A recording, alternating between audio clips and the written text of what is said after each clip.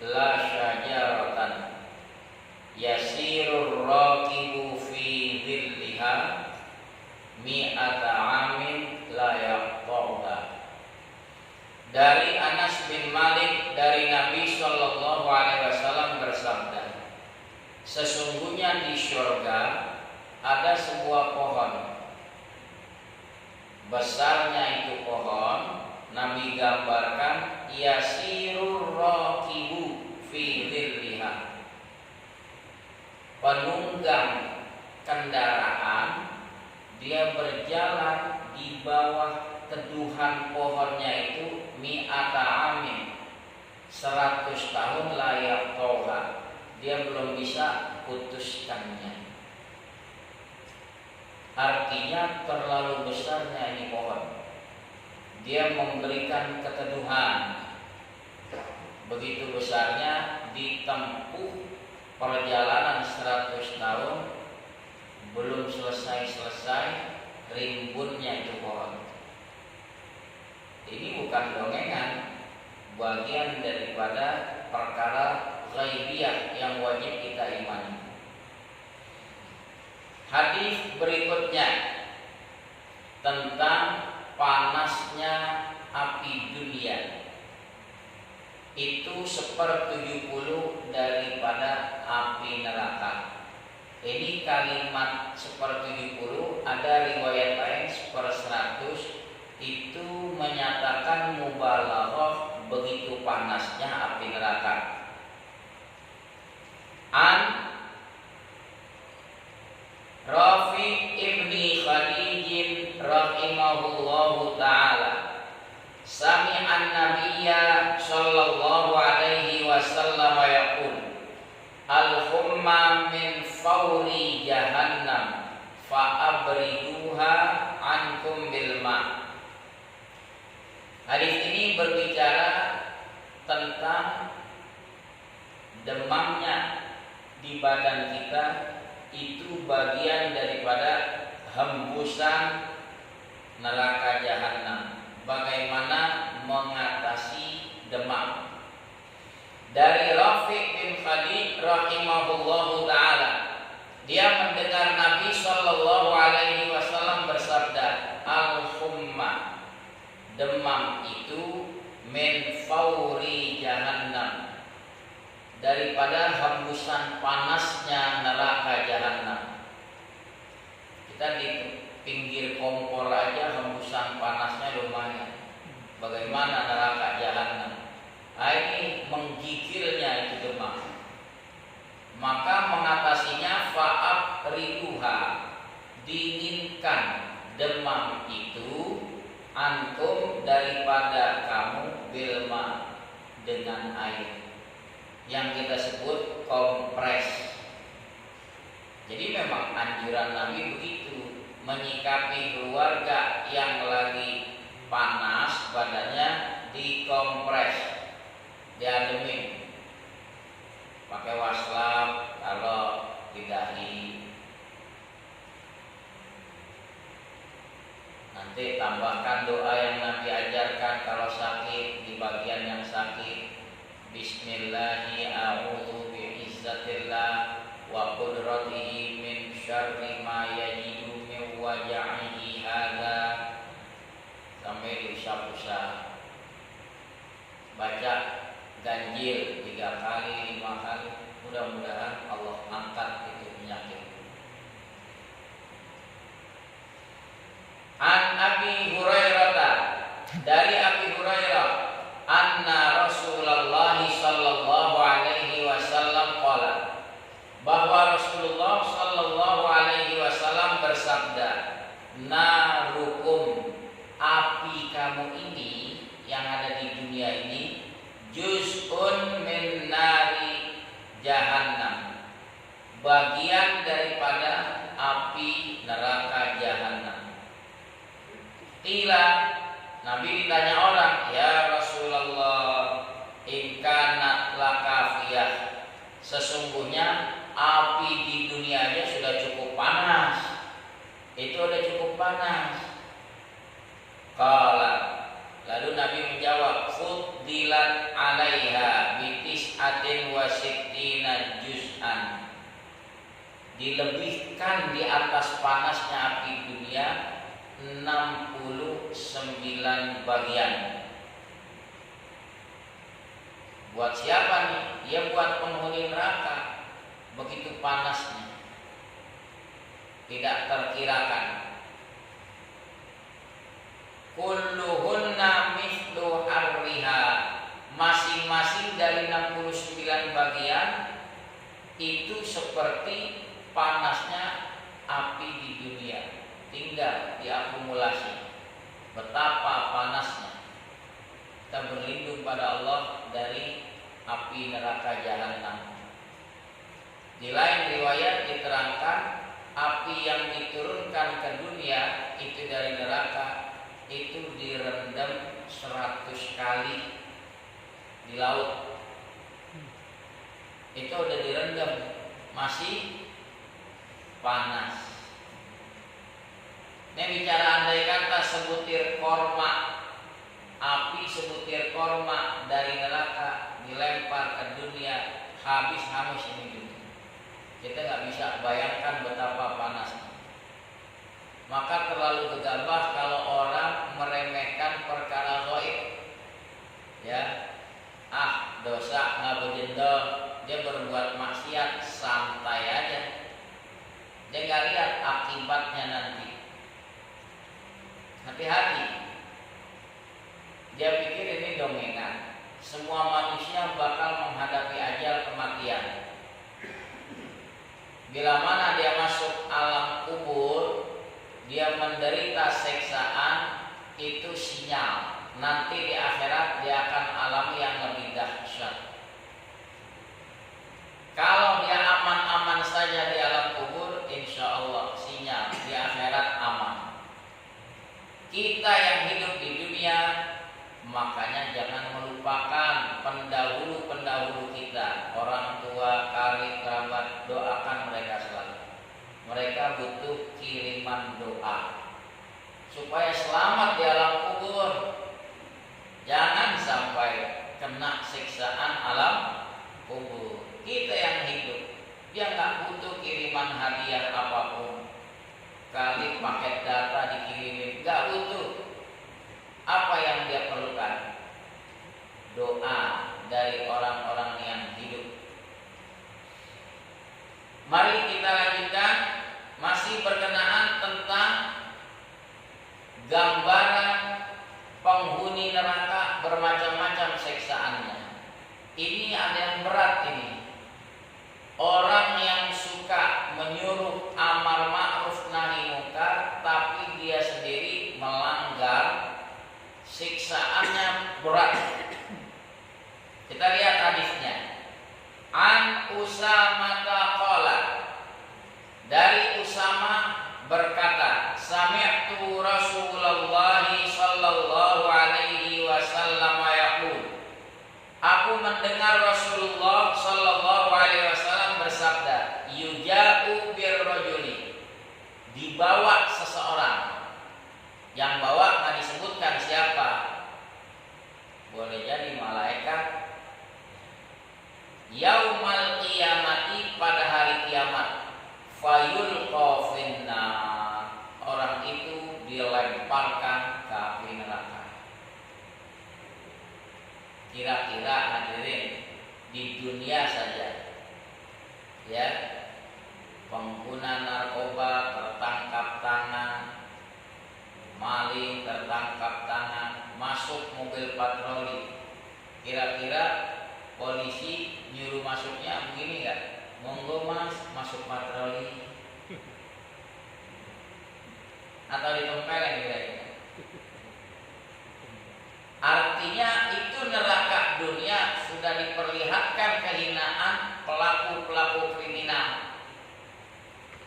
Bagaimana di akhirat kelak? Masa iya malaikat nyuruh orang masuk neraka, monggo mas masuk neraka. Ya. Calitnya kalau buat atuh ke neraka, kira-kira ditendang apa dipersilakan? Ini ada seseorang diseret, dibawa di hari kiamat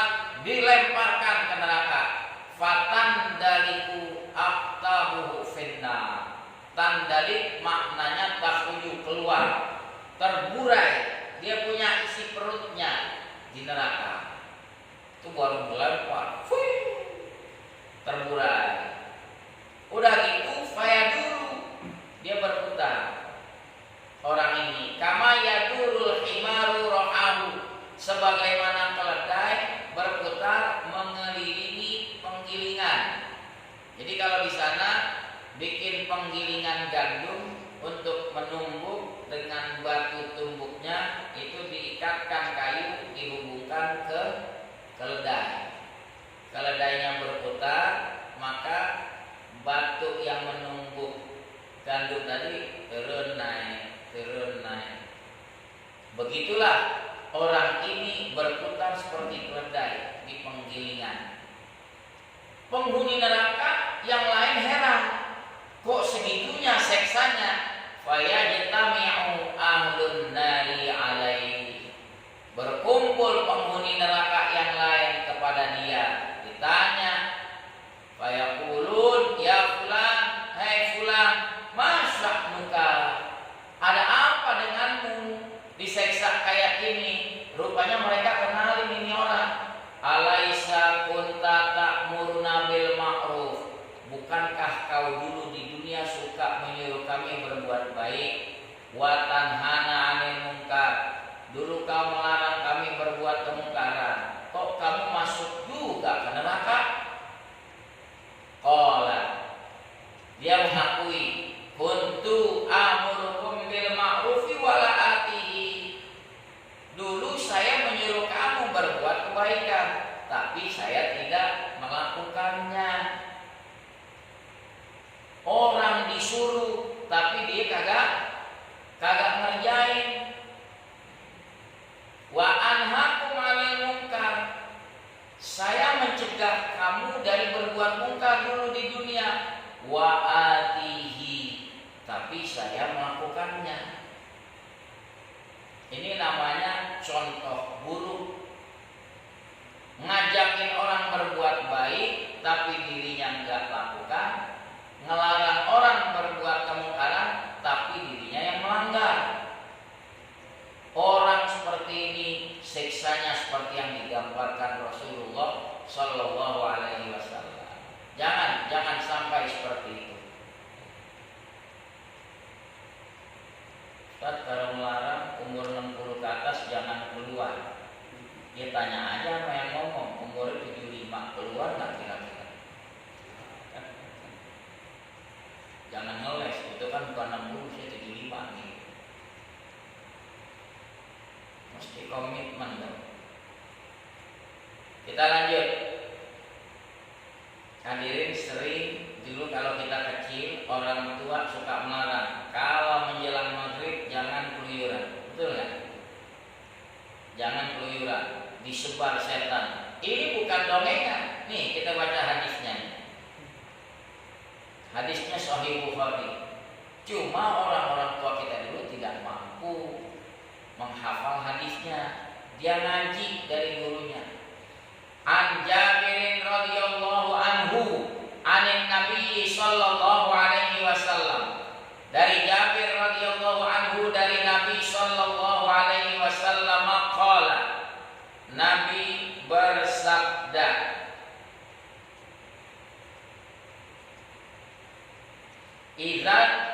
Idzas tajna al-lailu. Ini kalimatnya idza istajnahal lailu, maknanya idza aqbala dhalamu, apabila datang gelapnya malam. Jadi kalau dimulai maghrib kan mulai gelap. Au kana junhul laili, atau apabila sudah gelap itu malam. Fakuffu sibyanakum, itu larangan Nabi. Tahan anak-anak kamu, jangan keluyuran, jangan. Kalau udah menjelang maghrib jangan keluyuran. Orang-orang sekarang ya Allah, emaknya malah gendong anaknya naik odong-odong. Jam 6, setengah 6 menjelang maghrib malah diajak naik odong-odong. Kalau dulu kita kecil orang tua udah bawel banget, masuk, siap-siap sholat maghrib ke masjid, ayo. Jangan pada keluyuran. Kenapa tuh Nabi bilang gitu? Fa inna syayatina tantasiru hina ini. Sesungguhnya setan berkeliaran di saat itu. Persis menjelang matahari terbenam mulai berkeliaran. Fa idza dhahabat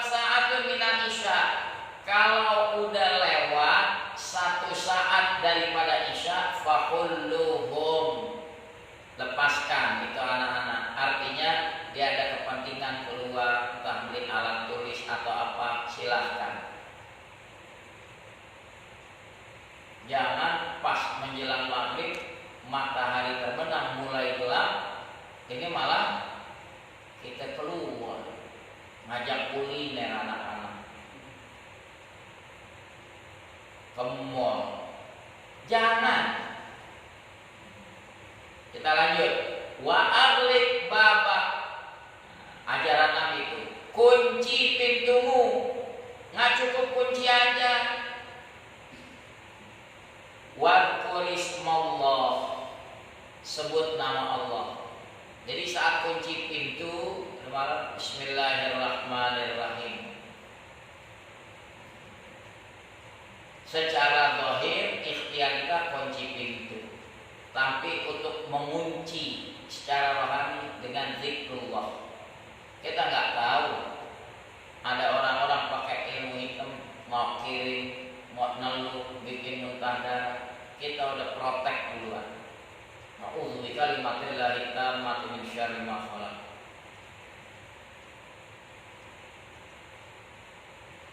Wa afi misbahaka, padamkan lampumu. Wa kurismallah, sebut nama Allah. Kita mau istirahat, yang sifatnya ada api, matiin, periksa kompor. Ini udah gak ada orang, kipas angin, matiin. Itu kan ada unsur api juga, listrik. Lampu, matiin. Kasih kesempatan. Ada sel-sel yang perlu berkembang saat lampu padam di tubuh kita. Kan diajarin, kalaupun terang, yang apa? Remang-remang. Itu diajarkan. Padamkan pelitamu. Kalau sekarang kan lampu, matiin. Wa auqi siqaaka, ajaran Nabi ini dalam rumah tangga yang ketiga. Tutup wadahmu. Wadkurismallah, sebutlah nama Allah. Bismillahirrahmanirrahim. Ajarkan istri itu sayur, kasih tutup pancinya, gelas ditutup. Kita jual gorengan, minyaknya masukin lagi ke botol, tutup. Ini udah keenakan dagang, pulang capek, minyak goreng dibiarin aja di penggorengan. Wala pedagang, wala ibu rumah tangga. Apa yang terjadi malam-malam? Ya hewan-hewan macam-macam. Cicak, dicari remah-remah gorengan, dia turun ke pinggir penggorengan. Cicak kan nggak pakai pampers. Emang ada pampers cicak? Dia berak-berak aja, ngambang itu kotorannya di minyak goreng. Besok kita jual pisang molen, kata yang makan pisangnya pakai mesis ya bang. Mesis hitam putih, kotoran cicak dibilang mesis. Mancis itu satu penggorengan. Kalau kita pedagang yang jujur, buang. Kenapa? Sudah mutan najis. Jangan berpikir yang makan bukan saya, ini orang lain. Nggak boleh begitu, merugikan konsumen itu. Sayur begitu juga. Kalau ternyata hari tutup, waduh, ada anak tikus ngambang di situ. Pantes kalau Nabi ajarkan, tutup yang sifatnya wadah. Wa khammir ina'aka, tutup bejanamu. Wadkurismallah, sampai dikatakan di dalam kitab, andai kata ini panci nyari tutup nggak ketemu, asal simbolis aja, pelintangin kayu yang bersih, kayak apa tuh yang buat pangsi, kayunya itu udah pelintangin aja di atas sampai begitu.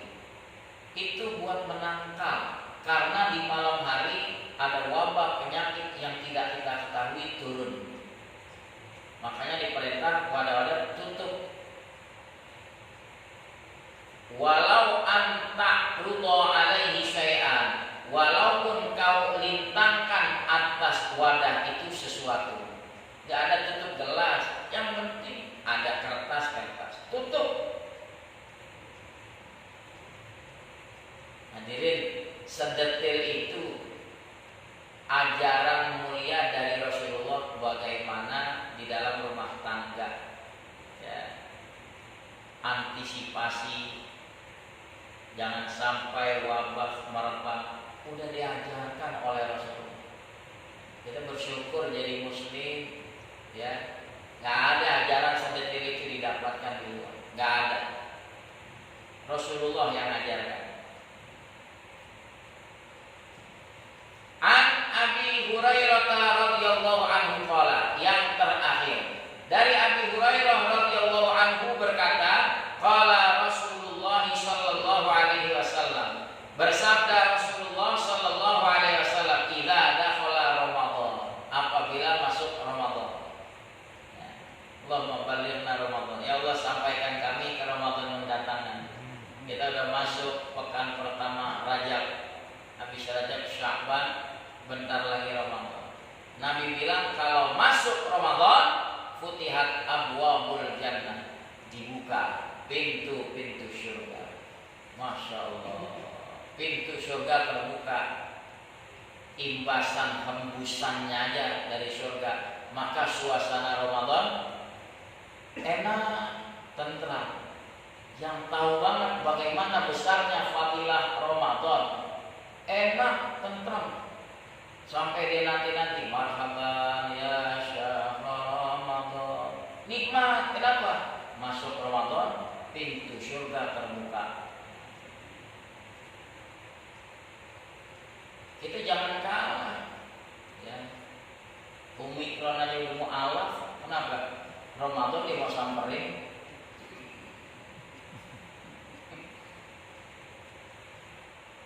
Sambut Ramadan dengan suasana sukacita, tingkatkan amalia ya dari sekarang. Wa ghulliqat abwabu jahannam, dikunci pintu-pintu neraka jahanam. Wa sulsilatis syayatin, dibelenggu, dirantai itu setan-setan.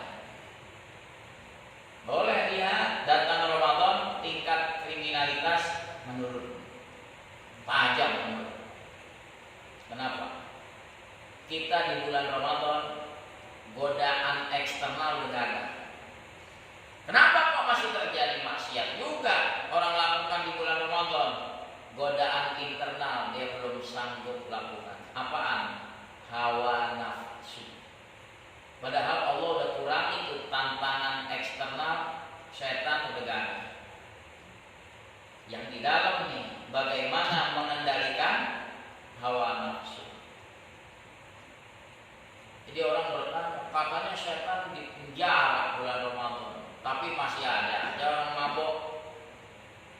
Ya jawabannya tadi, dia tidak mampu mengendalikan tantangan internal dirinya, yaitu hawa nafsu. Padahal dengan berpuasa harusnya apa? Dia mampu makin mengendalikan diri. Wallahu a'lamu bissawab. Wa ilmuhu atammu wa la ilma lana illa ma. Boleh bertanya?